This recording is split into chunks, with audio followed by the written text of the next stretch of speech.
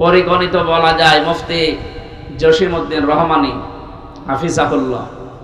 এই লোকটাকে বিনা কারণে এই 11-12 বছর জেলে রেখে দিয়েছে। যে সমস্ত ট্যাগ দিয়ে তারে রেখেছিল, উনি কি ওই রকম ধরনের মানুষ? একজন প্রখ্যাত আলেম, তার জ্ঞানের গভীরতা কি হাদিসের ওপরে। আমি বহু সময় কাটিয়েছি লোকটার সাথে। তার জ্ঞানের গভীরতা এবং মুআমালাত মুআশারাত ব্যবহার, যেটা আমি যে সমস্ত মানুষের সাথে মিশে সবচাইতে বেশি আদর পেয়েছি, তার ভেতরে অন্যতম আল্লামা মামুনুল হক হাফিজাহুল্লাহ। ওনার কাছে আমি ঋণী। বহু কষ্ট করেছে আমার জন্য।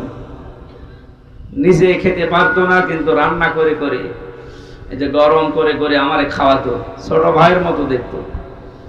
আমি আরো বেশি ভালোবাসা পেয়েছিলাম বাংলাদেশ জামাতে ইসলামীর শ্রদ্ধাভাজন আমির ডাক্তার শফিকুর রহমান। লোকটার সাথেও কিছুদিন ছিলাম। মানুষ মনে হয়নি আমার কাছে, মনে হয়েছে একটা জিন্দা ফেরেশতা। মানুষ যে এত নরম হতে পারে, আর ব্যবহার যে এত মোলায়েম হতে পারে, আমি কাছে না থাকলে বুঝতাম না। তার যে ইবাদতের মাকাম, তার যে ইবাদতের উচ্চতা, গভীরতা, তার আল্লাহর প্রতি যে ভরসা, আল্লাহর প্রতি তার যে তাওয়াক্কুল, এটা কাছে থাকলে আপনি টের পেতেন। দ্বীনের জন্য, ইসলামের জন্য তার যে ইখলাস, আল্লাহ রাব্বুল আলামিন আমার মনে হয় এরকম কিছু মানুষের ইখলাসের কারণে, কোরবানির কারণে আজ দেশের দিকে একটু রহমতের দৃষ্টি দিয়েছে। এজন্য আমরা দেখতে পাচ্ছি দিন যত যাচ্ছে ইসলামের দিকে মানুষ তত ঝুঁকতেছে। ওয়ারাইতান নাসা ইয়াদখুলুনা ফি দীনিল্লাহি আফওয়াজা। এভাবে আপনি দেখতে পাবেন দলে দলে পালে পালে মানুষ ইসলামে প্রবেশ করছে। যেহেতু সে অবস্থা শুরু হয়ে গেছে, কিছুদিন যেতে দেন, এই বাংলাদেশে কালেমার পতাকা ইনশাআল্লাহ উড়বেই উড়বে। এখানে আমাদের একটু দায়িত্ব আছে।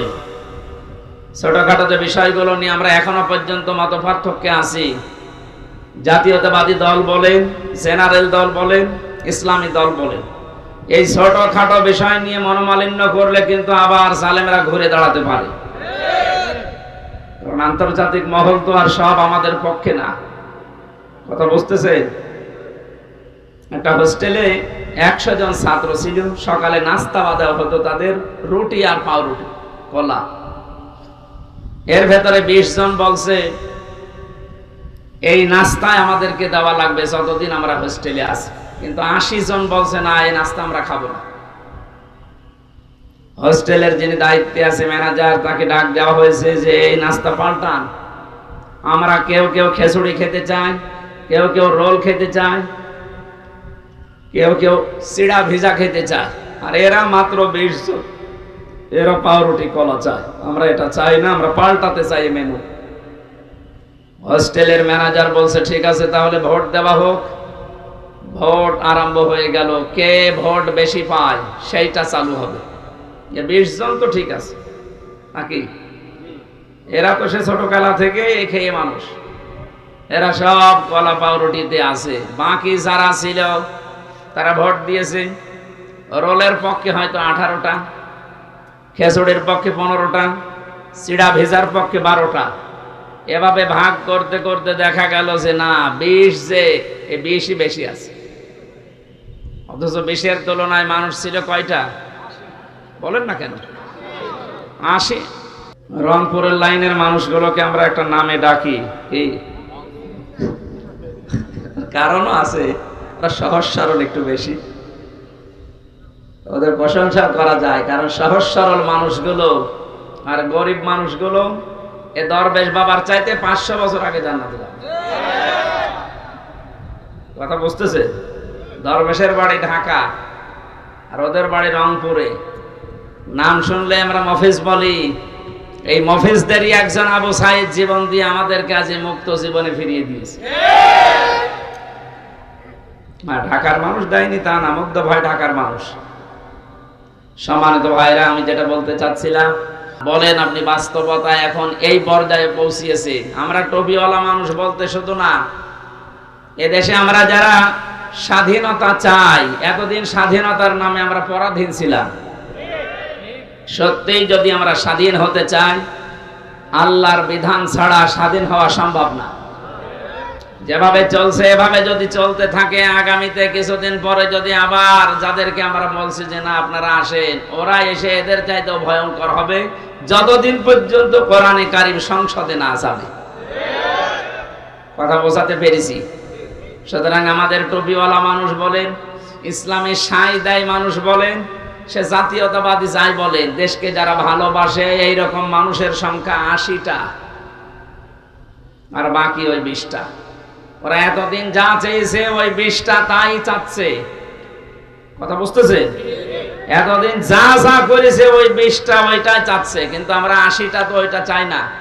কারণ আমরা নিজেদের ভেতরে যদি ভাগাভাগি করে, কেউ খিচুড়ি, কেউ রোলমল, এই সমস্ত জিনিস নিয়ে 20টা পর্যন্ত যেতে না পারি, তাহলে কিয়ামতের আগে কিন্তু এটা পাল্টানো সম্ভব না। এই রুটি পাউরুটি, রুটি আর কলা যদি আমরা পাল্টাতে চাই, 80 জনকে আমাদের ছোটখাটো বিভেদ ভুলে সব খিচুড়িতে ভোট দেওয়া লাগবে। হ্যাঁ, কথা বলছেন? যদি আবার ভুল করেন ওই 20টা কিন্তু আবার আসবে। আল্লাহ আমাদেরকে বোঝার তৌফিকে উদাহরণ থেকে এখন নেওয়ার তৌফিক দান করুন, বলেন আমিন। সম্মানিত ভাইরা, শাহাদাত এটা খুব গুরুত্বপূর্ণ একটা বিষয়। 5 তারিখের আগ পর্যন্ত, আগস্টের, আমি কুষ্টিয়া বাংলাদেশ জামাতে ইসলামের কুষ্টিয়া জেলা শাখার উদ্যোগে কিছুদিন আগে আলেমদের একটা সমাবেশ করেছিল, 550 আলেমকে নিয়ে, সব ঘরানার। আজকে ফরিদপুরে হয়েছে প্রায় 750 আলেম, সব ঘরানার আলেম এক জায়গায় এসেছিল। মুফতি ফখরুল ইসলাম কওমি মাদ্রাসার মহতামিম, উনিও এসেছিলেন। জামাতে ইসলামের বাংলাদেশের হামিদুর রহমান আজাদ, কেন্দ্রীয় সেক্রেটারি সহকারী, উনিও এসেছিলেন। ভারপ্রাপ্ত সেক্রেটারি যিনি ছিলেন মাওলানা এটিএম মাসুম, উনিও এসেছিলেন। মাওলানা কামরুল ইসলাম সাইদ আনসারী, আপনাদের পাশের জেলা ফরিদপুর মাদারীপুরে বাড়ি। এই সমস্ত মানুষগুলোর কথা শুনছিলাম, আমি নিজেও 5-7 মিনিট কথা বলেছিলাম। একটু ভাবলাম ওই জায়গায় দাঁড়িয়ে দাঁড়িয়ে যে এই যে সুন্দর একটা দৃশ্য, এখানে 750-র উপরে আলেম, 3-4 ঘন্টা পর্যন্ত অনুষ্ঠান চলছে, অথচ আগস্টের 5 তারিখের আগে এই অনুষ্ঠান 500 না, 750 না, 7.5 জন যদি এক জায়গায় হতো আলেম, 10টা মামলা পেত। এটা বানিয়ে বললাম না, এইটাই ঠিক। কোন জায়গা থেকে কোথায় এসেছি আমরা, আপনি টের পাচ্ছেন? জালেমরা মনে করেছিল আরামে আছি, শান্তিতে আছি, আল্লাহ মনে হয় আমাদেরকে ভালোবেসেই রেখেছে। আমার যখন 11 সালে গ্রেফতার করেছিল ওসির বাড়ি গোপালগঞ্জে, আমার প্রথমে থানায় নিয়ে, মসজিদ থেকে জমান নামাজ পড়ে কেবল বের হয়েছি সিঁড়িতে, আমার এসে গ্রেফতার করে নিয়ে চলে গেল। কি অপরাধ আমার? অথচ থানায় চল। কি বলবেন তো? আপনি সুদের বিরুদ্ধে কথা বলেন কেন? এ কথা কি আমি বলি না আল্লাহ বলে? সুদের বিরুদ্ধে বক্তব্য কার? আমি তো শুধু অ্যাডভার্টাইজ করেছি, আর ওই দায়িত্বই তো আমার। আমি অ্যাডভার্টাইজ না করলে আমার খবর হবে না। বিভিন্ন রকমের দোষ চাপিয়ে দিলে যে শিবির করে, শিবিরের রক কেটে বেড়ায় আন্দাজে। এই যে আমার বন্ধু পেছনে বসে আছে মাওলানা আবু তালেব, আমার অনার্স মাস্টার্স ওনার সাথে একসাথে ছিল বিশ্ববিদ্যালয়ে আল কোরআনে। জিজ্ঞাসা করেন তো আমি জীবনে কোনোদিন অ্যাক্টিভ হয়ে মিছিল মিটিংয়ে গেছি? আন্দাজে একটা এক লাগিয়ে দিলেন আপনি। আমারে বলে শিবিরের কেন্দ্রীয় লিডার। আরে শয়তান, শিবিরের কেন্দ্রীয় লিডার বুঝিস? এই জেনারেল দলের মতো নাকি একবার লাফ দিয়ে হঠাৎ করে ঘুম থেকে ভেঙে দেখছে সভাপতি? কত কাঠখড়ি পোড়ানো লাগে, সমর্থক হওয়া লাগে, কর্মী হওয়া লাগে, সাথী হওয়া লাগে, সদস্য হওয়া লাগে, এরপরও পদ চাইলে পাবেন না। এই রকম দৃশ্যগুলো পার করে কেন্দ্রীয় লিডার তো দূরের কথা, ভাবাও যায় না। এই ট্যাগগুলো লাগিয়ে যখন থানাতে নিয়ে গেল, ওই দিন খুব অসহায় মনে হচ্ছিল নিজেকে। পুলিশের গাড়িতে ওই প্রথম ওঠা আমার, হাতের ভেতরে হ্যান্ডকাপ দিয়ে। এমনিতে আপনি নিয়ে যেতে পারতেন, আপনি তো দেখলেন যে মসজিদ থেকে আমি জমাত খুতবা দিয়ে বের হচ্ছি, পালিয়ে যেতাম। 2 হাতের ভেতরে হ্যান্ডকাপ লাগিয়ে মনে হচ্ছে কি বড় জিনিস ধরেছি, অথচ কিছুই না। থানায় নিয়ে আমারে বলছে, হুজুর কুলিল্লাহুম্মা মালিকাল মুলকি তুতিল মুলকা মান তাশা। এই আয়াতের মানে কি? আল্লাহ যাকে চায় ক্ষমতা দেয়, যাকে চায় নামিয়ে দেয়। আমার বলছে তাহলে প্রধানমন্ত্রী শেখ হাসিনাকে আল্লাহ দিয়েছে, এই তো জাগা মতো হাত দিয়েছে, যাতে মাতাল হলো তাহলে ঠিক আছে, বাড়ি ওই জায়গায় তো। আমার একটা আয়াত ওই সময় মনে পড়ে গেল, সূরা আলে ইমরানের 178 নম্বর আয়াতটা। আল্লাহ পাক বলেন, আলা ইয়াহসাবান্নাল্লাযীনা কাফারু আন্নামা নুমলি লাহুম খায়রুল লিআনফুসিহিম ইন্নামা নুমলি লাহুম লিয়াজদাদু ইসমা ওয়া লাহুম আযাবুম মুহিন। আল্লাহ পাক বলেন, হে নবী, কাফেরেরা কিন্তু ধারণা করে তাদেরকে আল্লাহ যে নিয়ামতগুলো দিয়েছে, ক্ষমতা, টাকা পয়সা, প্রভাব প্রতিপত্তি, এগুলো মনে হয় তাদের কল্যাণের জন্য ভালোবেসে দিয়েছে। না, ওদেরকে এই ক্ষমতা, টাকা পয়সা, অর্থ সম্পদ, বিত্ত বৈভব দেওয়ার পেছনে আল্লাহর উদ্দেশ্য আছে। এগুলো পেয়ে কাফেররা এমন এমন কাজ করছে যে ওদের পাপের বোঝা যেন পরিপূর্ণ হয়ে যায়। এই 15.5-16 বছরে এই জালেমদের পাপের বোঝা এত বেশি ভারী হয়ে গেছে, লিয়াজদাদু ইসমা, বৃদ্ধি হতে হতে পাপের বোঝা এমন জায়গায় পৌঁছিয়েছে, আপনি যদি বাস্তবতা দেখতেন তাহলে টের পেতেন যারা কোথায় পৌঁছিয়েছে। পৃথিবী থমকে দাঁড়িয়েছে আয়না ঘরের এই দৃশ্যগুলো দেখে, অথচ নিচে আমি দেখে এসেছি কত কঠিন মারাত্মক জায়গা এটা। মাটির উপরের ঘরেই মানুষ তালাবদ্ধ হয়ে থাকতে পারে না, আর মাটির নিচে কোনো আলো বাতাস নেই। এটা কি কবর নাকি সে নিচেও জানে না। 24টা ঘন্টা তালা লাগানো, এদিকে 2.5 হাত, এদিকে 1.5 হাত, এতটুকু জায়গায় সামনে একটা টয়লেট দেওয়া। জালেমদের এত দিন অত্যাচার, জুলুম, নির্যাতন করার পরও মন নরম হয় নাই। আর এখন মাঝে মাঝে ভিডিও বার্তা পাঠায় যে আমার দোষ কি যে মানুষ আমারে তাড়িয়ে দিল। কোনো দোষ পাননি, এদিকে আসো, আপনার দোষ দেখাচ্ছে। আয়না ঘরের সাথে যারা সম্পৃক্ত, আমার মনে হয় একটাকেও আল্লাহ কোনোদিন ক্ষমা করার কথা না। কারণ যে কষ্ট তারা মানুষকে দেয়, পশুর সাথেও মানুষ এত বড় নিকৃষ্ট আচরণ করে না। আরে ভাই, সেখানে 1 ঘন্টা, 5 ঘন্টা, 10 ঘন্টা, 2 দিন, 4 দিন রেখে ছেড়ে দিলেও তো হয়। আপনি চিন্তা করতে পারেন, 8 বছর একটা লোককে ওইভাবে বেঁধে রেখেছে। সারা বাংলাদেশের সব মানুষ যদি এদেশের জালেম যারা ছিল তাদেরকে মাফ করে দেয়, ব্যারিস্টার আরমানের বউ জীবনও মাফ করবে না।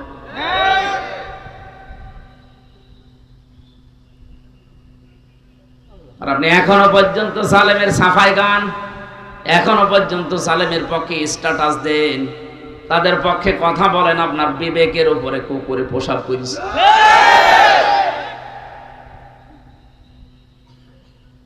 বলে, আপা আপনি ঘাবড়াবেন না, আপনি ঘাবড়ালে আমরা নরম হয়ে যাই।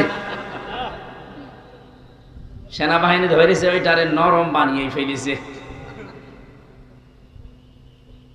পাপের বোঝাটা এত বেশি পরিপূর্ণ হয়ে গেছে, আল্লাহ বলেন আমি যখন নিজে ওকে ধরেছি, ইন্না বাতশা রাব্বিকা লাশাদীদ, তোমার রবের ধরা বড় শক্ত ধরা। ওয়ালাহুম আযাবুম মুহিন, তাদের জন্য অপমানজনক শাস্তি আল্লাহ রেডি করেছেন। এর প্রমাণ কালামানিক বিসি পর্যন্ত উড়ে গেছে। ফরিদপুরের একজন সন্তান খান সাহেব নামে, মতিয়ার রহমান খান, ও একটা ডাবিং করেছে টকশোর, কালামানিকের মহিউদ্দিন খান বলছে না, তাই বলে আমার বিসিতে মারবে।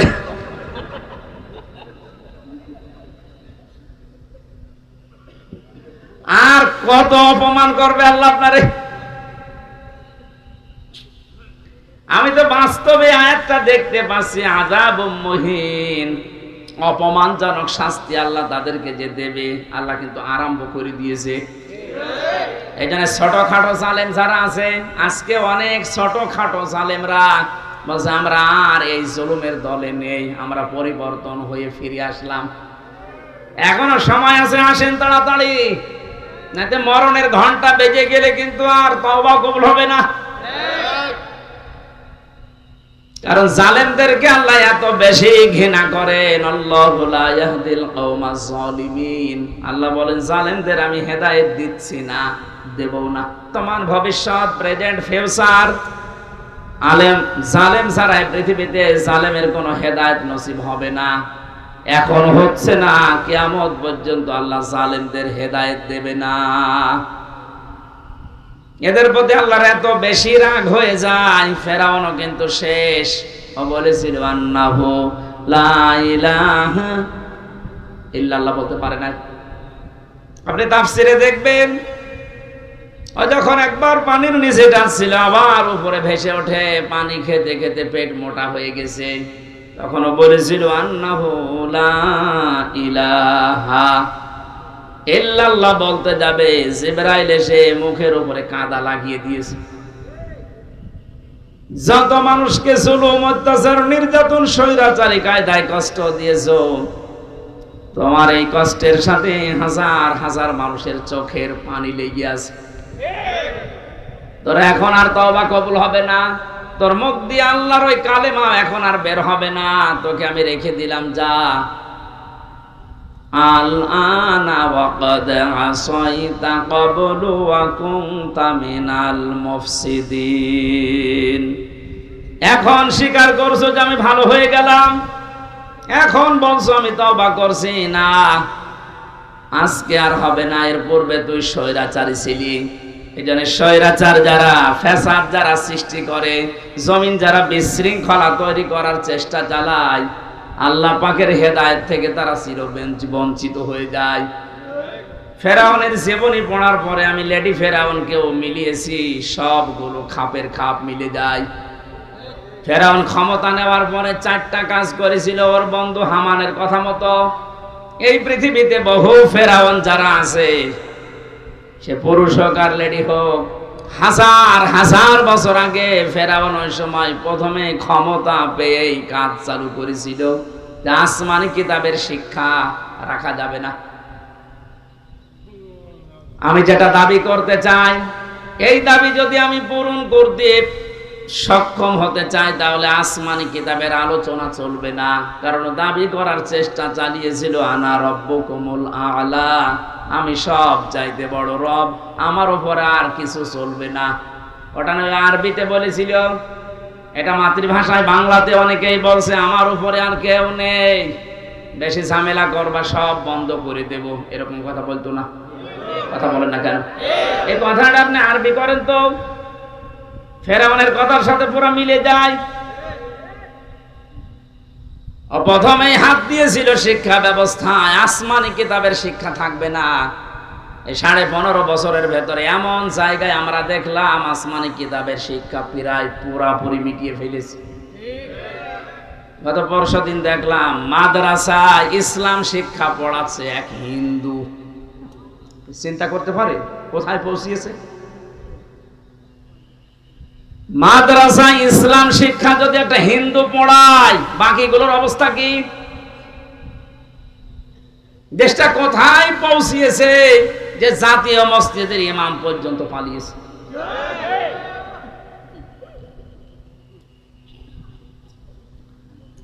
কত বড় দুর্নীতিগ্রস্ত হলে বাইতুল মুকাররমের ইমামও পালিয়ে যায়, ওরেও খুঁজে পাওয়া যাচ্ছে না।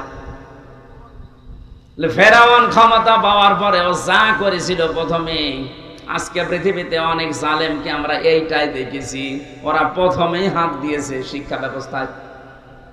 আল্লাহর কোরআনের, নবীজির হাদিসের জীবনী যেগুলো ছিল এগুলো সব বাদ দেন, এইগুলো চলবে না। এভাবে যদি 10টা বছর চালাতে পারে, হামান ফেরাউনকে বলেছিল বন্ধু 10টা বছর যদি আসমানি কিতাবের আলোচনা বাদ দিয়ে জাতিকে চালাতে পারো, পুরা জাতি গোমরা হয়ে যাবে। চিন্তা করেছেন কোথা থেকে নিয়েছে এই বিষয়গুলো? 2 নম্বরে, আসমানি কিতাব যারা শিক্ষা দেয়, এই আলেমগুলোকে কারণে অকারণে দুনিয়া থেকে বিদায় করো, তাই করতে আরম্ভ করেছিল। কত আলেম বিদায় নিয়েছে, কত আলেম এখনো পর্যন্ত ছেলে আছে। আপনি আমারটাই ধরেন তো, কোন কারণে আপনি 3টা বছর আমাকে আটকে রাখলেন? এখন তো আমি নিরপরাধ বলে খালাস পেয়ে গেলাম, আমার কোনো দোষ পাইনি। আমার তো উচিত হবে যারা আমার মামলার মাদারীপুরের এই লোকটা সহ যত মানুষ আমার মামলার সাথে জড়িত, প্রত্যেককে এখন উল্টা করে বিনা কারণে একটা মানুষকে কষ্ট দিলেন, আপনাদেরকেও মামলা দিয়ে এভাবে কষ্ট দেওয়া লাগবে। ফরিদপুরের যে ছেলেটা জঙ্গি মামলায় আন্দাজে আটকে রেখেছে, তার ভাই কিছুক্ষণ আগে আমারে বলছিল, হুজুর এই কথাটা তুলে ধরেন, সারা বাংলাদেশে জানান। শুধু আমার ভাইয়ের মতো না, হাজারো মানুষ যারা বিনা কারণে মিথ্যা মামলা নিয়ে জেলে আছে, 2 বছর 5 বছর 10 বছর। এই ছেলেটা শুনলাম প্রায় 9-10 বছর জেলে আছে এখন। আপনাদের এলাকায় বাড়ি, হ্যাঁ, এই জন্য ভাতিজা, তার বড় ভাই সে ফরিদ, ফরিদপুরে বাড়ি ফরিদ, আমার সামনে বিল্ডিং এ ছিল, মাঝে মাঝে হাত মারত। উনি আমাকে যেটা বলেছে আমি ওইটা বলেছি বহু জায়গায়, এখনো বলছি, যে রেকর্ড হচ্ছে। এই দেশে 1 লাখের উপরে মানুষ এখন জেলখানায় আছে। আমার মনে হয় 100 জনের প্রায় 70 জনই কিছু জানি না। আমি যেটা দেখেছিলাম নিজে, একটা কিচ্ছু জানে না, প্রতিহিংসার বশবর্তী হয়ে ক্ষমতার অপব্যবহার করে মানুষের কাছ থেকে অবৈধভাবে টাকা ইনকাম করার জন্য ওরা এই কাজগুলো করেছে। আমার বাড়ি থেকে নিয়ে এসেছে, আমি 2 তলার উপরে ঘুমাচ্ছিলাম, আমার ওখান থেকে নিয়ে এসে অমুক জায়গা থেকে ওনারা গ্রেফতার করেছে, অথচ পুরা মিথ্যা কথা।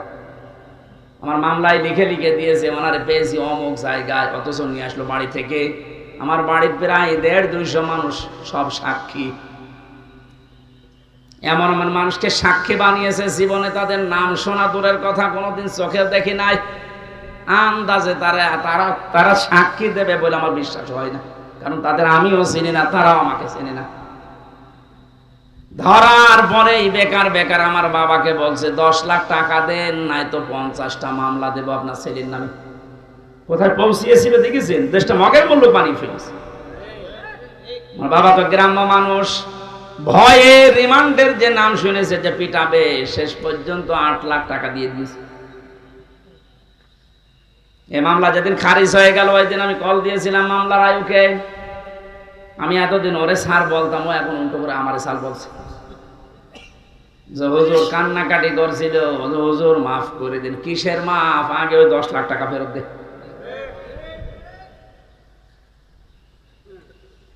কারণে হাজারো মানুষকে আপনি এভাবে জেলখানায় রেখেছেন, যাদের মামলা প্রমাণ হয়ে যাচ্ছে, যারা নির্দোষ খালাস পেয়ে যাচ্ছে। আমার মনে হয় উচিত হবে সরকারের এই মুহূর্তে আইন পাশ করা, যারাই মামলার আয়ু থেকে জড়িত উপর পর্যন্ত প্রত্যেকে এভাবে 8-10 বছর করে জেলে রেখে দেন। দেখেন কেমন লাগে। একটা মানুষ যদি পরিবারের যে মেন, সে যদি জেলে থাকে, তার পরিবারটা সে শুধু নষ্ট হয় না, তার পরিবারও শেষ। আমার 2টা মেয়ে, আমার স্ত্রী, আমার মা বাবা, আর তো কেউ নেই। আমার বাবা বৃদ্ধ, আমি নিজে শুধু ইনকাম করার মতো আমার একটা ব্যবসা ছিল কাপড়ের, সেটাও ধ্বংস হয়ে গেছে। আপনি সব কিছু নষ্ট করে দিলেন। 3টা বছর কি কষ্ট দিয়েছেন বাড়ির মানুষকে। প্রতি মাসে মাসে জেলখানায় টাকা পাঠাও, মামলার পেছনে খরচ করতে করতে আমার বাবা নিঃস্ব হয়ে গেছে। আর মানুষও যে এত সিটার বাটপা, এই গ্রাম্য মানুষটার কাছে যে বলতো আপনার ছেলেকে আমরা বের করে দেব, 5 লাখ টাকা দেন। ওনাদের জমি বিক্রি করে বলতো ভাই তাড়াতাড়ি করেন। শেষে 2-1 মাস 3 মাস ঘোরার পরে বলতো পারলাম না, টাকা ফেরত দেন, টাকা খরচ হয়ে গেছে। এভাবে একটা মামলা 30 বার যদি হাইকোর্টে তোলা হয়, আপনি কত টাকা খরচ হয় হিসাব করেন। এই জন্য বলছি, যারা এভাবে মামলা দিয়েছেন, মিথ্যা মামলা যেগুলো প্রমাণ হচ্ছে না, এরা কিছু জানে না। 2 বছর 5 বছর 10 বছর পরে খালাস পেয়ে যাচ্ছে বেকসুর, তার মানে ওর অপরাধ আপনি পাননি। কথা বলেন না কেন? আদালত কোনো অপরাধ প্রমাণ করতে পারেনি, এই জন্য তো খালাস দিয়েছে। সুতরাং আশা করবো যারা এর সাথে জড়িত, এদের বিরুদ্ধে আজ আমরা মামলা দিয়ে এদেরকেও 3 বছর জেল খাটাবো। দেখ, আপনার ছেলে মেয়ে নষ্ট হয়ে যাবে, আপনার বউ নষ্ট হয়ে যাবে। আরমান আজমি, আমান আজমির বউ পর্যন্ত চলে গেছে, অন্য জায়গায় বিয়ে করেছে। আপনি চিন্তা করতে পারেন, কারণ সে তো জানতো না যে আমার স্বামী বেশি আছে কিনা, এ মহিলারও কোনো দোষ নেই। কিন্তু ব্যারিস্টার আরমানের স্ত্রীটা 8 বছর পর্যন্ত টিকে ছিল, সেও তো জানতো না আমার স্বামী বেশি আছে না মারা গেছে। কত বড় কঠিন হৃদয়ের মানুষ আপনি ছিলেন। আপনি সব জানতেন যে ওকে কোথায় কোথায় রেখেছি। কত কান্নাকাটি করেছে ইলিয়াস, ইলিয়াস আলীর স্ত্রী, তার সন্তান এসে। এত বড় অভিনয় করলেন কি করে? ইলিয়াসের মেয়েটার মাথায় হাত দিয়ে বলছে তোমার বাবা কোথায় আছে আমি খোঁজ করে দেখবো, অথচ তখন মারা হয়ে গেছে তার। এইরকম অভিনয় করে আপনি পার পেয়ে গেলেন দুনিয়ার মানুষের সামনে। আমি এই জন্য বলছিলাম বাংলার 18 কোটি মানুষ আপনাকে মাফ করে দিলেও ব্যারিস্টার আরমানের ইলিয়াস আলীর বউ আপনাকে মাফ করবে না। আমার 3 বছরে আমার বউ আপনাকে মাফ করবে না। আমার ওই ছোট মেয়েটা 1 বছর রেখে গিয়েছিলাম ছেলে, এখন ওর 4 বছর, ও তো আপনারে মাফ করবে না, কারণ ও আমার চিনি না। ও মনে করে এরকম বহু হুজুর বাড়ি আসে, এটা ওইরকম হুজুর। আমি যেদিন জেলখানা থেকে বাড়িতে ঢুকলাম, ওরে কোলে নিয়েছি, আমার বলছে হুজুর আমাদের বাড়িতে চলেন। কারণ 3 বছর আমাকে যোগাযোগ বিচ্ছিন্ন রেখেছিল, আমি জানতামই না যে বাইরে আমার কেউ আছে কিনা, এত কঠিন অবস্থা। ও চিনবে কি করে? ওই যে আদালতে প্রিজন ভ্যান ধরে ঝুলেছিল, এটা মনে হয় ভাইরাল হয়েছিল একবার। এই দৃশ্যগুলো দেখে এনএসআই যিনি প্রধান ছিলেন ওই সময়, গোয়েন্দা বিভাগের যারা দায়িত্বে ছিল, এসবি স্পেশাল ব্রাঞ্চের, তারা পর্যন্ত, ডিআইজি নাফিউল স্যার পর্যন্ত কান্না করেছে যে না, এটা মেনে নেওয়া যায় না। এতটুকু একটা বাচ্চা 3.5 বছর বয়স, ও প্রিজন ভ্যান ধরে ঝুলে আছে বাবাকে এক নজর দেখার জন্যে। এরপরও আপনার মন গলে নাই। আপনি যদি জানতেন যে অপরাধী, তাহলে তো শাস্তি দিতে পারতেন। আপনি নিজেও জানেন, এমনকি অফিসাররা আমারে বলতো হুজুর আপনি কিছু করেননি, আমরা জানি। কত বড় শয়তান দেখেছেন? নিজেরা বলতো যে আপনি কিছু জানেন না, আমরা জানি। তারপরও ওরা এই অবস্থাগুলো করেছে। এমনি জেলে দিলে তো হতো, জেলে গেলে সারাদিন ঘোরাফেরা করা যায়, বিশাল এরিয়া।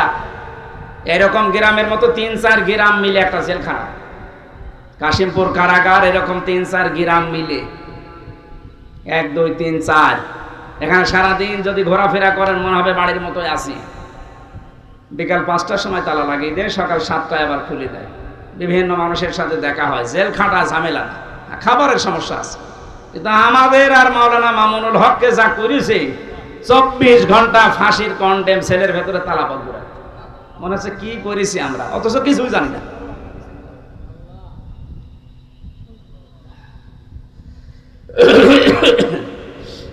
আমি আযাবুম মুহিনের কথা বলছিলাম।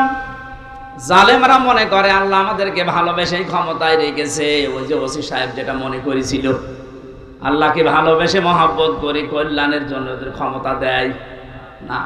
ওদের পাপ যেন পরিপূর্ণ হয়ে যায়, এই জন্য আল্লাহ দিয়ে রাখে। আমার মনে হয় খাপের খাপ এই আয়াতটা ওদের সাথে মিলেও গিয়েছে। যখনই পরিপূর্ণ হয়ে গেছে, এত বড় বড় দল বাংলাদেশে 17 বছর বহু চেষ্টা করেছে, চুল পরিমাণ নড়াতে পারে নাই। অথচ মাত্র কিছু ছাত্র, আমার মনে হয় আল্লাহ এদেরকে আবাবিল পাখির মতো ব্যবহার করেছে। কারণ পাপ পরিপূর্ণ হয়ে গেছে, এখন আবাবিল পাখির মতো ব্যবহার করে জালেমদেরকে এমন ভাবে অপমান করেছে। দোয়া করছি মুসাফির অবস্থায়, মাজলুম অবস্থায়, অসুস্থ অবস্থায় বলছি, কারণ জেল থেকে বের হয়ে আমি এখনো পর্যন্ত স্বাভাবিক না। ওরা যা খাওয়াতো আমাদেরকে, বেঁচে থাকা দায়। মাওলানা মামুনুল হক না থাকলে আমি আরো কষ্ট পেতাম। ওনার একটা গরম করার বাটি ছিল, মাঝে মাঝে উনি গরম করে আমাদেরকে খাওয়াতো। তাছাড়া যে খাবার দেয় 10,000 মানুষের খাবার খাওয়া যায়। ডাকাত যারা যায় 27 বছর জেল খাটতেছে, সুইডেন আসলাম, কয়েকদিন আগে বের হয়েছে না? এটা সঠিক কিনা? এরপরে ডেন্সার রাসও ছিল গোপালগঞ্জের, ভয়ঙ্কর তাজ ছিল টাঙ্গাইলের, নাসির বের হয়েছে। এই মানুষগুলো আমাদের উপর দাঁড়ায় ছিল। এদের হ্যাঁ এরা 27 বছর জেল খেটেছে, কিন্তু একটু আরাম ছিল। ওদের ভিআইপি তো, ওরা ভেতরে থাকার পরও বাইরে ওদের রাজত্ব চলতো। এই কারণে কোনো অভাব ছিল না। এক এক মাসে ওদের 8-10 লাখ 20 লাখ টাকা খরচ। আর আমাদের 20 লাখ 10,000 টাকা বাড়ি থেকে পাঠাতে আমার আব্বা। যেখানে 20 লাখ খরচ করে একটা লোক, সেখানে 10,000 টাকায় হালে পানি নেবে। এখানে কষ্টটা আরো বেশি। টাকা আনতে পারিস না, টাকা আনবো কি করে? আর কি ওর মতো বাম হাত ডান হাতের ইনকাম আছে? এই কষ্টগুলো দেওয়ার কারণে শেষ পর্যন্ত, তারপরও বলছি, ওনারা যদি ফাঁসির কন্টেম ছেলে না রেখে আমার শুধু জেলে রাখতো, আমার মনের ভেতরে এত দুঃখ কাজ করতো না। এমন করেছে আমার সহ্যের বাইরে চলে গেছে। আমার মা বাবা স্ত্রী আর সন্তান, এদের ছাড়া কাউকে দেখা করতে দেবে না। তাও এরা যদি 3 মাস পরে একবার যেত, 9টা না 10টা গোয়েন্দা বিভাগ থেকে রিপোর্ট লাগবে যে হ্যাঁ এটা মা বাবা। কেন আমি বলে দিচ্ছি যে ছবি দেখে এটা আমার মা বাবা হবে না, 9-10টা গোয়েন্দা বিভাগ খবর নেবে। তার মানে ও খবর নিতে 8-10 ঘন্টা শেষ। কুষ্টিয়া থেকে কাশিমপুর কারাগার গাজীপুরে যাওয়া আসা করতে 7 দিন লাগে। আর আমাদেরকে আত্মীয় স্বজন ওখানে আছে। কি করলেন আপনি বলেন তো? আর এখন বলেন আমি কি করেছি, কি করেছি আপনি টের পান না। এখানে জুলুম যারা করেছেন তারা তো আমাদের মামলার আসামি শুধু না, আপনার আল্লাহর মামলার আসামি। ইন্নামাস সাবিলু আলাল্লাযিনা ইয়াজলিমুনা নাস, সূরা শুরার 42 নম্বর আয়াত। আল্লাহ বলেন আমি নিজে জালেমদের বিরুদ্ধে মামলা দেব। তাহলে জালেমরা মামলার আসামি কার? যারা আল্লাহর মামলার আসামি, আপনি তাদের সাপোর্ট করেন না তো শুধু সামিয়ানা নিছে। আল্লাহ তুমি আমাদেরকে যে কষ্ট জালেমদের মাধ্যমে দিয়েছো, আমরাও এখন মুসাফির অবস্থায়, মাজলুম অবস্থায়, অসুস্থ অবস্থায় দোয়া করছি কিয়ামতের আগে যেন জালেম চেয়ারে আর কোনোদিন বসতে না পারে। দরকার হয় গরু ছাগল দিয়ে চলুক, তারপর কোনো জালেমকে আমরা আর দেখতে চাই না। কথা বলেন ঠিক কিনা? এক জালেম বিদায় নেওয়ার পরে আরো কোন মানুষ যদি এসে এখানে জুলুম করে, তাদেরও দাঁত ভাঙা জবাবে দেশের মানুষ দেবে ইনশাআল্লাহ। এই জন্য কোন জালেম যেন জুলুম করার সাহস না পায়, এটা বোঝার তৌফিক আল্লাহ এই দেশের মানুষকে যেন দান করেন, আমিন। দরুদ সালাম পাঠ করার মাধ্যমে আমাদের আজকের আলোচনার বিষয় শান্তির ঘর। কি বললাম? বাংলাদেশটাকে একটা ঘর মনে করেন, এটাকে শান্তি দিয়ে পরিপূর্ণ করার জন্য কি লাগবে? সূরা ইউনূসের এই 25 নম্বর আয়াতে আল্লাহ আমাদেরকে সেটা শুনিয়েছেন। আল্লাহর কথা শুনি আমরা ওইভাবে দেশটা সাজাবো, পুরা দেশটাকে আল্লাহ শান্তি দিয়ে পরিপূর্ণ করে দেবেন ইনশাআল্লাহ। কোরআনে কারীম থেকে পড়েন, আউযু বিল্লাহি মিনাশ শাইতানির রাজীম, বিসমিল্লাহির রহমানির রহিম,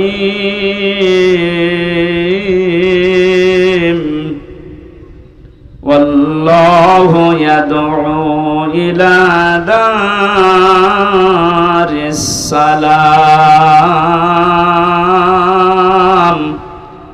ওয়া ইয়াহদি মান ইয়াশাউ ইলা সিরাতিম মুস্তাকিম,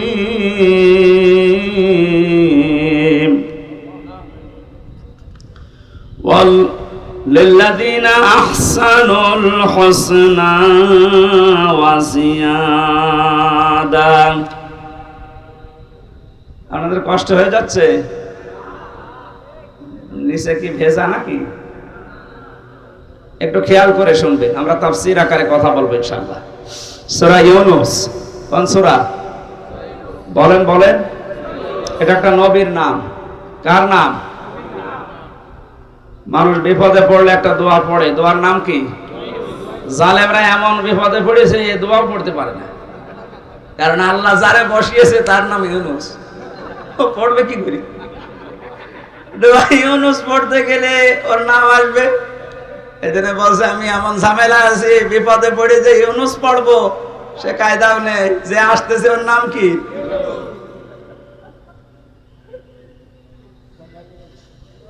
সূরা ইউনূসের একটা মাত্র আয়াত আর একটা আয়াতের খণ্ড বিশেষ আমরা পড়েছি।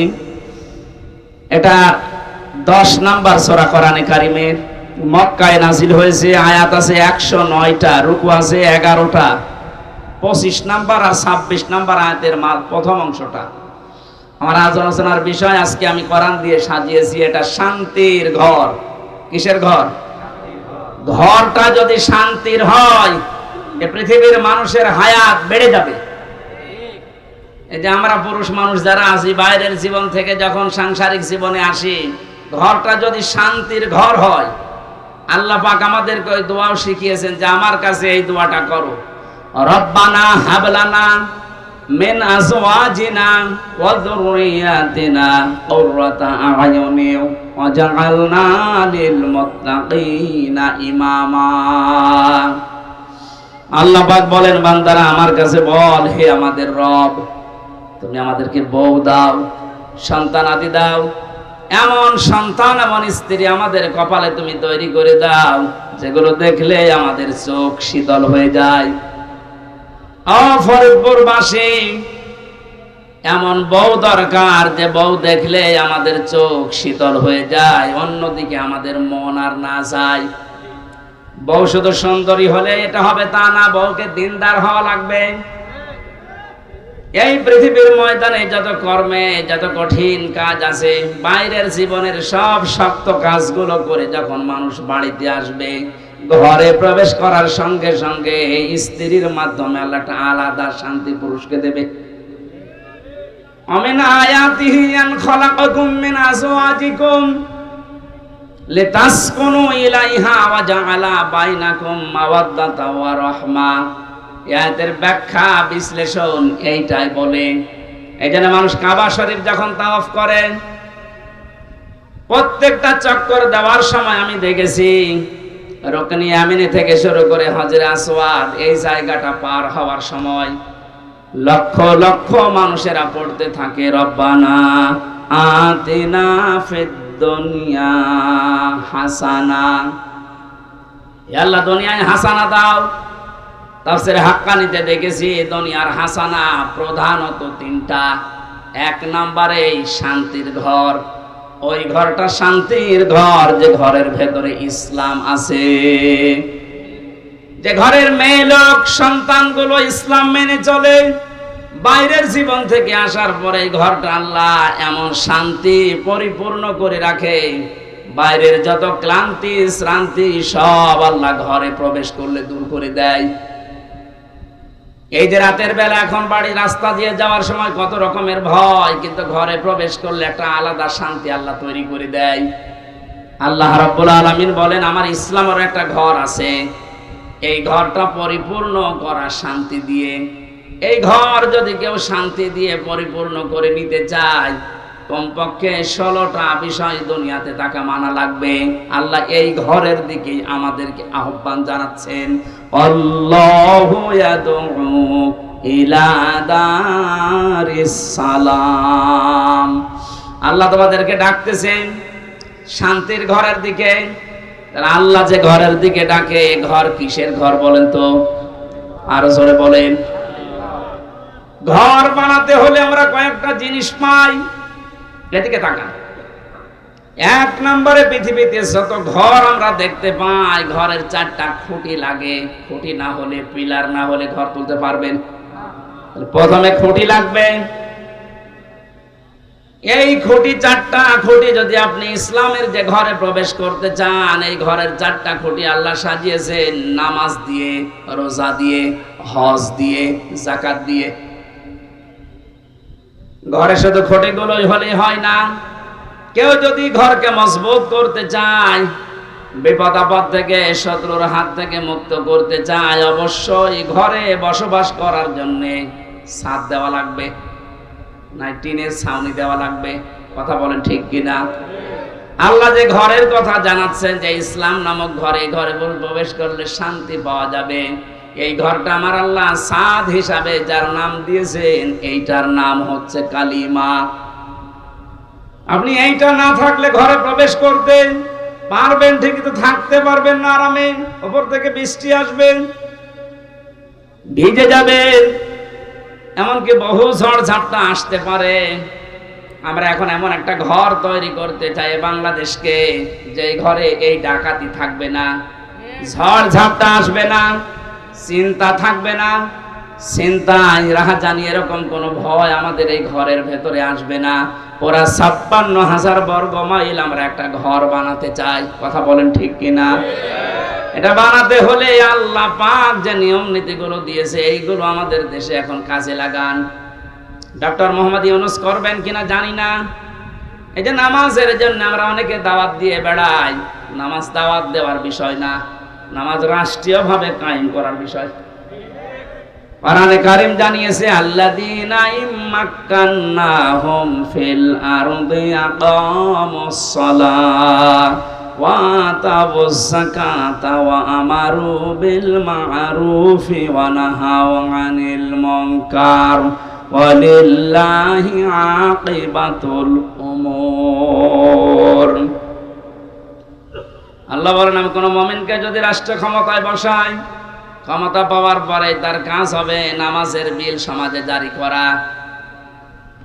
যদিও 1 মাস 2 দিন হয়ে গেল, এখনো পর্যন্ত আমরা এটা পাইনি। তাহলে এমন মানুষকে এখানে পাঠাতে হবে যে মানুষগুলো এসে আল্লাহর কোরআনের এই কথাটা পালন করবে। কথা বলেন না কেন? এটা যদি রাজনীতি মনে করে আপনি চলে যান, আপনার কপালে আগুন লাগবে। এটা হামজা বানাচ্ছে না, আল্লাহ বানিয়ে দিয়েছে। শান্তির ঘর তৈরি করতে হলে মাস্ট বি নামাজ রাষ্ট্রীয়ভাবে নিয়ে আসা লাগবে। হয়তো আমি দাওয়াতি কাজ করে সলিমদ্দি ভাই কলিমদ্দি ভাই নামাজ পড়তে যাই, এভাবে দাওয়াতি কাজ করে কয়জন আসবে? এটা আইন পাশের বিষয়। আল্লাহ আমার একটা শান্তির ঘর তৈরি করে দিতে চান।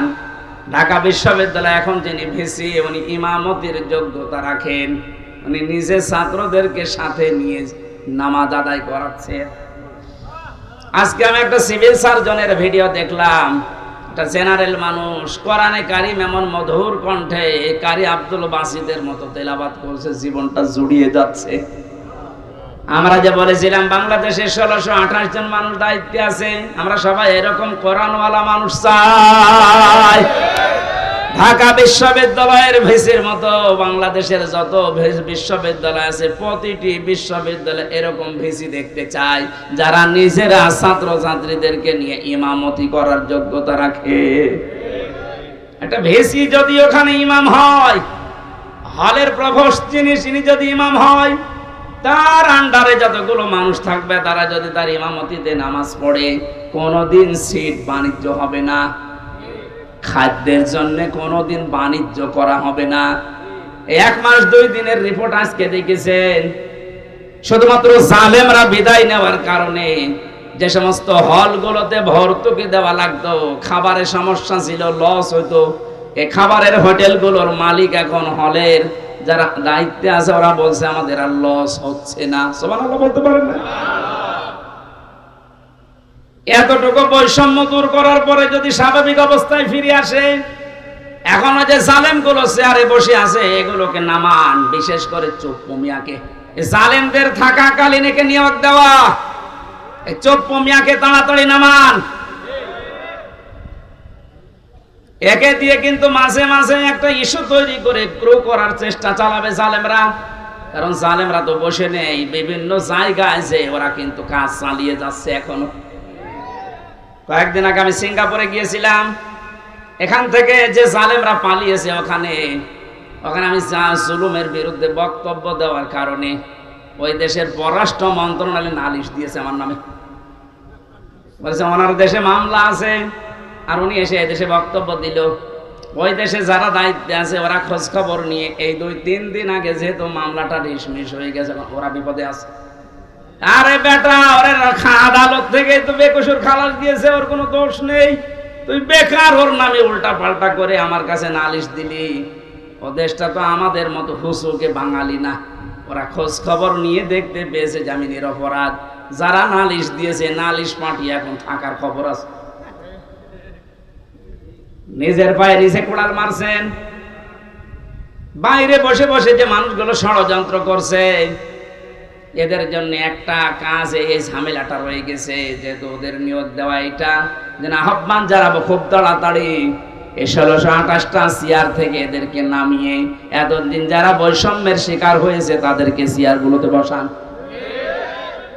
এইটার জন্য ছেলেরা জীবন দিয়ে গেছে।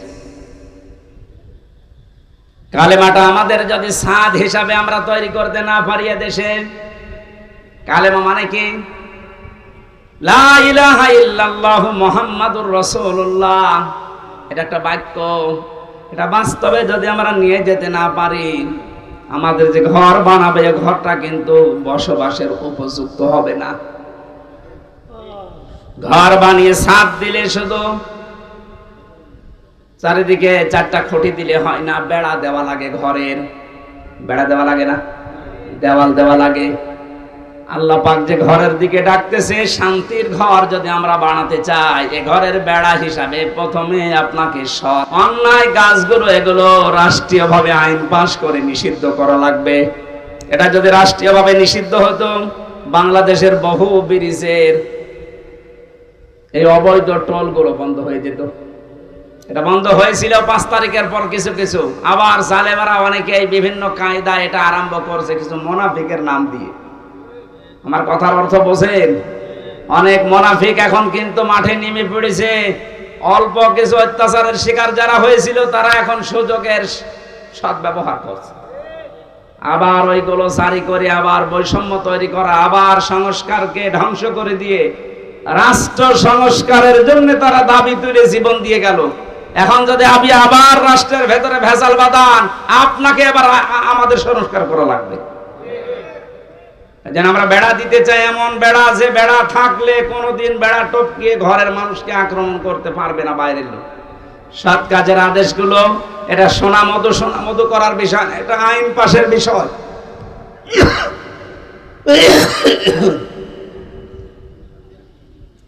সামাজিক জীবন ঠিক করা লাগবে চালানা হিসাবে। ঘরে চালানা লাগে, ভেন্টিলেটর লাগে। পারিবারিক জীবন ঠিক করা লাগবে এই ঘরকে মজবুত করার জন্য। পারিবারিক জীবন ঠিক করার সেই সর্বপ্রথম যেখান থেকে বিয়ে করে মানুষ শুরু করে, ওখান থেকে ইসলামকে নিয়ে যান। বাংলাদেশে বহু জায়গায় বিবাহের ক্ষেত্রে দেখা যায় হারাম কাজ দিয়ে বিয়ে আরম্ভ হচ্ছে। অনেক ছেলে তার বাবাকে সহ দেখতে যায় মেয়ে। কোথায় পেয়েছেন এটা? ওই মেয়েটাকে আপনি বিবাহ করবেন, আপনার জন্য দেখা যায় যাচ্ছে একবার, আপনার বাবার জন্য দেখা যায় যাচ্ছে। বিয়ের আগে এই কথা বলেন না কেন? বিয়ের আগে যে আপনি তাকে দিয়ে দেখাচ্ছেন, কিন্তু হারাম দিয়ে শুরু করছেন। অনেকে আবার দোলা ভাই নিয়ে যায়। এই যে পারিবারিক জীবনের যে বেড়াটা, যে চালানাটা আমরা নষ্ট করে ফেলেছি আজ। এই জন্য মায়েদের পেটে এখন আর আব্দুল কাদের জেলানি আসে না। এই কথা বলছে না? আসলে আজকেও কত মানুষ দোয়া চাচ্ছিল। আমি দিনের বেলা আজকে মাহফিল ছিল আমার মাগুরা শ্রীপুরে। কত মানুষ ছোট ছোট বাচ্চা নিয়ে এসে দোয়া চাচ্ছে। দোয়া করেন ছেলে যেন আব্দুল কাদের জেলানি হয়, অমুক হয়। আব্দুল কাদের জেলানি ছেলে এমনি হবে? আব্দুল কাদের জেলানি যে মায়ের পেটে এসেছিল, ওই মায়ের পেটের দিকে তাকান আর আপনার স্ত্রীর পেটের দিকে তাকান। এর পেট তো পরিমরির চাইতে খারাপ। কথা বলেন? সারা দেশের মানুষ দেখা শেষ। আর আব্দুল কাদের জেলানির মায়ের পেট তো ওইরকমই ছিল। ওনার জীবনে পড়তে গিয়ে পেয়েছি, মাকে একদিন জিজ্ঞাসা করছে, মা আমাকে পেটে রাখা অবস্থায় তুমি কোনো হারাম কাজ করেছিলে? মা তো মন খারাপ করে ফেলেছে। ডাক দিয়ে বলে, সন্তান আমার কি বললি? তোকে পেটে নিয়ে কোনো হারাম কাজ করবো মানে? হ্যাঁ, আমার মনে হয় তুমি আমার পেটে নিয়ে কোনো হারাম কাজ করেছিলে, নয়তো আমি যা পড়ি আমার কোনো পড়া মনে থাকতে চায় না। মা বলছে, বাবারে প্রশ্ন যখন করলি তোকে পেটে নিয়ে কোনো হারাম কাজ করেছি বলে আমার মনে হয় না, তবে একটা কথা আমার মনে আছে, আমার পেটে যখন তোর বয়স 9 মাস, কয় মাস, তোকে নিয়ে আমি বেড়াতে গিয়েছিলাম তোর নানির বাড়ি। উঠানের উপরে দেখলাম কিছু আচার রোদে শুকাতে দিয়েছে, ওইটা আমি তুলে খেয়ে ফেলেছিলাম। পরবর্তীতে জানলাম যে ওটা পাশের বাড়ির একজন রোদে শুকাতে দিয়েছে। ও বাবা আব্দুল কাদের, মানুষের জিনিস আমি না বলে খেয়েছি, আর এটা হচ্ছে চুরি। এটা কি? কারো জিনিস না বলে খাওয়া, না বলে নেওয়া, এর নাম চুরি। এর নাম কি? আরো জোরে বলেন। যেহেতু আমি চুরি করে ফেলেছি, ওই হারাম মালের প্রভাব তোর মেধার উপরে পড়েছে, এই কারণে তোর পড়া মনে থাকে না। ফরিদপুরের মা বোনেরা, আপনারা আছেন কিনা আমি জানি না, আপনার পেটে আব্দুল কাদের জেলানি, ফাতেমাতুজ জোহরা এমনি আসবে। তার সন্তান পেটে রাখা অবস্থায় মানুষের জিনিস না বলে খাওয়ার কারণে তাও ভুল করে মনে করেছিল আমার নিজের মায়েরটা। এই কারণে যদি মেধার উপরে সন্তানের প্রভাব পড়ে, আর আপনারা আমাদেরকে পেটে নিয়েছে যারা, ওরা কত কিছু না বলে খেয়ে হজম করে ফেলে। আমাদের পারিবারিক জীবনের যে এই যে বেড়াটা ছিল, দেওয়ালটা ছিল, এটা আমরা নষ্ট করে ফেলেছি। এখন আবার আরম্ভ করেন আস্তে আস্তে ভালো করার। একজন মহিলাকে 14 জন পুরুষ মানুষ দেখতে পারে, কিন্তু মুখমণ্ডল, হাতের কবজি আর পায়ের পাতা বাদ দিয়ে পুরা শরীর ঢেকে রাখা লাগবে। আর বাকি কারো সামনে তো মেয়েদের যাওয়া জায়েজ নেই। যে 14 জন পুরুষের সামনে আপনি যেতে পারবেন, তার ভেতরে আপনার বাবা, দুধ বাবা না, আপনার আপন বাবা হওয়া লাগবে, নাম ডাকা বাবা না। অনেকে ধর্ম বাবা পাতিয়েছে, তার সামনে কোনো পর্দা নেই, বাবা শাহজালাল, সব হালাল। এটা জায়েজ আছে? কিসের ধর্ম বাপ? আপনি শুধু যেতে পারবেন আপনার আপন বাবার সামনে, আপনার নিজের ছেলের সামনে, বোনের ছেলের সামনে, মেয়ের জামাইয়ের সামনে। মেয়ের জামাই মানে কি? মেয়ের স্বামী যেটা, ওটা আপনার জামাই তো। এটা আবার এই এলাকা অনেকে বোঝে না। চট্টগ্রামে আবার ওই স্বামীকে বলে জামাই, আর এক ভেজাল। এই জন্য বলছি, মেয়ের যেটা স্বামী ওইটা তো আপনার জামাই হয় সম্পর্কে, তার সাথে আপনি দেখা করতে পারবেন শাশুড়ি হিসাবে, কিন্তু মুখমণ্ডল, হাতের কবজি, পায়ের পাতা, এ পুরা শরীর ঢেকে রাখা লাগবে। মাথার চুল নিজের মেয়ের স্বামী ওই জামাইকে দেখানো যায় না, কিন্তু অনেক শাশুড়ি চুলে শ্যাম্পু করে দেখায় যে বাবাজি। শেষ পর্যন্ত অনেক শাশুড়িকে নিয়ে জামাই যে পালিয়ে গেছে, এ বাংলাদেশে নেই। আমাদের এই বেড়া এমন নড়বড়ে হয়ে গেছে, এ বেড়া দিয়েছে এসে ঢুকে পড়ে। এ বেড়ায় শান্তি আসবে? শুধু এই দেওয়ালগুলো না, বেড়াগুলো না, এরপর আবার জালানা আছে। এই জালানাগুলোর নাম আল্লাহর কোরআনে আমি বিভিন্ন জায়গা থেকে মিলিয়ে পেয়েছি। অর্থনীতির জালানা লাগানো লাগবে, সাংস্কৃতিক জালানা লাগানো লাগবে। আর সাংস্কৃতিক জগৎটার জালানা আমরা এমন ভাবে খুলে দিয়েছি, ভারতের আগ্রাসন, আকাশ সংস্কৃতির নামে এমন এমন কিছু আসে। এখন শুনলাম যে নাকি ভারতের এই 36টা চ্যানেলের অনেকগুলো চ্যানেল বন্ধ হয়েছে, আমি জানি না। এটা আইন পাশ করে এই মুহূর্তে বন্ধ করে দেওয়া দরকার। কোনো শিক্ষা নেই এই চ্যানেলগুলোতে, বিশেষ করে স্টার জলসা, স্টার প্লাস, যে প্লাস, যে বাংলা, কি শেখেন এখান থেকে? শুধু তালাতালি করা আর এর কথা ওর কাছে লাগান। ডক্টর মোহাম্মদ ইউনুস একটা নবীর নাম, এরপর আবার মোহাম্মদ, দুইটা। আপনি ডক্টর মানুষ, অনেক শিক্ষিত মানুষ, আশা করব বাংলার জনগণ আশা করে আছে 96% মুসলমান। আপনি তাড়াতাড়ি আইন পাশ করে ভারতের এই 36টা চ্যানেল বন্ধ করে দিন। কারণ ভারতের এত বড় দেশে বাংলাদেশের একটা চ্যানেলও চলে না। একটা চ্যানেল চলতো তাও আংশিক, এটিএন বাংলা, বাকি একটাও চলে না। আমি তো বহুদিন ভারতে থাকতাম, অথচ 36টা চ্যানেল চলছে এই দেশে। তাও শিক্ষামূলক কিছু দেখলে দেখা যায়, সব আকাশ সংস্কৃতির নামে এমন এমন কিছু দেখায়, আমার মনে হয় বাবা আর মেয়ে এক জায়গায় বসে দেখলে দুইজনে অজ্ঞান হয়ে যাবে। এ কথা বলছেন না কেন? তাহলে এই জ্বালানাটা, এই যে সাংস্কৃতিক জগতের জ্বালানা, অর্থনীতির জ্বালানা, সামাজিক জীবনের জ্বালানা, এই জ্বালানাগুলো ঠিক করার দরকার না? এই নেওয়া লাগবে কোরআন থেকে। সব ঔষধ এখানে দেওয়া আছে। অনুনাজ্জিলু মিনাল কোরআনি মা হুয়া শিফাউন ওয়া রাহমাতুল লিল মুমিনিন। এই কোরআন নাযিল করার ধারাবাহিকতা এমন এমন বিধান আমি দিয়েছি যেটা মুমিনদের রোগ মুক্তির কারণ হবে। এই সমস্ত বিষয়গুলো যেহেতু রোগ দিয়ে ভরা, এই জ্বালানাগুলো, ভেন্টিলেটর লাগে, এগুলো আমরা ঠিক করব।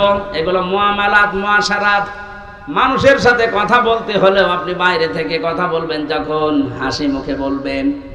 মোবাইলে যখন কথা বলবেন এমন নরম ভাষায় বলা লাগবে যেন এক একটা কথা সাদগা দেওয়ার মতো সওয়াব হয়। এই বিষয়গুলো দিয়ে যদি আমরা ঘর, জালানা, দরজা, আকাশে যে ছাদ, টিনের ছাদ হোক, আর এমনিতে চুনসুরকির ছাদ হোক, ছাদগুলো যদি কোরআনের আয়াতগুলো দিয়ে, হাদিসগুলো দিয়ে আমরা বানাতে পারি, এইরকম বাংলাদেশের ৫৬,০০০ বর্গ মাইলের ঘরে ঢুকলে আপনি আসলে শান্তি পাবেন। আল্লাহু ইয়াহদি মাইয়াশাউ ইলা সিরাতিম মুস্তাকিম। আল্লাহ যাকে ইচ্ছা তাকে সরল পথের দিশা দেন। আমরা যদি এভাবে ঘরে প্রবেশ করতে পারি হেদায়েতের সহকারে, লিল্লাযিনা আহসানুল হুসনা ওয়া জিয়াদা, আল্লাহ যদি জিয়াদাতুন না দিত, এখানে 2 পেশ আছে। এ তানবিনের অর্থ পেয়েছি আমি তাফসিরে ফি জিলালিল কোরআনে।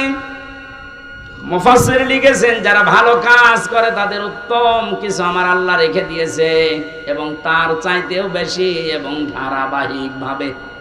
এখানে আরবি গ্রামার যারা বোঝে, তাফসির পড়ে, ওনারা জানবেন শুধু জিয়াদা এরকম আল্লাহ দিলে আল্লাহর নিয়ামতটা থেমে যেত। আল্লাহ যেহেতু জিয়াদাতুন দিয়েছেন, আল্লাহ রাব্বুল আলামিন এরকম শান্তির ঘর তৈরি করে যারা সত্যি প্রবেশ করতে পারবে, যারা হেদায়েত সহকারে দুনিয়ার জীবনটা শেষ করতে পারবে, এদের যে নিয়ামত আল্লাহ দেবেন এটা শুধু শেষ না, এটা অব্যাহত থাকবে। এবং সর্বশেষ নিয়ামতের নাম হচ্ছে আল্লাহর সাক্ষাৎ। আল্লাহ এটা দিয়ে যেন আমাদের ধন্য করেন, আমিন।